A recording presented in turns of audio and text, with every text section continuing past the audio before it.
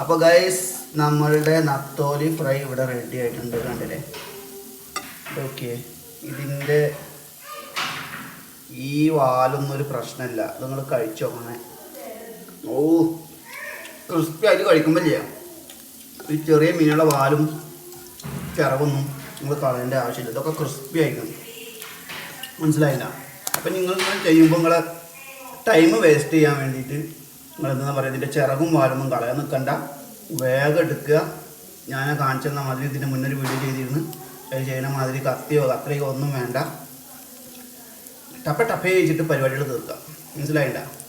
അല്ലാതെ നിങ്ങളിത് ഇങ്ങനെ മീനൊന്ന് ആദ്യം വരതി, ഇവിടൊന്ന് വെള്ളത്തിൽ മുക്കി, ഇവിടൊന്ന് എടുത്ത്, എന്നിട്ട് തലൊന്ന് വെട്ടി, എന്നിട്ടൊന്ന് വെള്ളത്തിൽ മുക്കി, എന്നിട്ട് ചിറകൊന്ന് വെട്ടി വെള്ളത്തിൽ മുക്കി, പിന്നെ വാലൊന്ന് വെട്ടി വെള്ളത്തിൽ മുക്കി, ഒരുപാട് ടൈം എടുക്കും.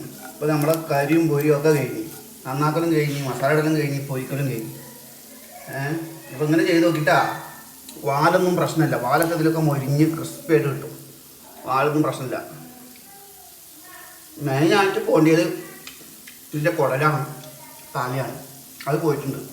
ബാക്കിയൊക്കെ പൊരിച്ച് തിന്നുമ്പോൾ അതൊന്നൊരു പ്രശ്നമില്ല. അപ്പോൾ എല്ലാവരും ഞാൻ പറഞ്ഞ മാതിരി ചെയ്ത് നോക്കുക, ഫീഡ്ബാക്ക് അറിയിക്കാം. ഓക്കെ? ഓ, എന്താ ടേസ്റ്റ്!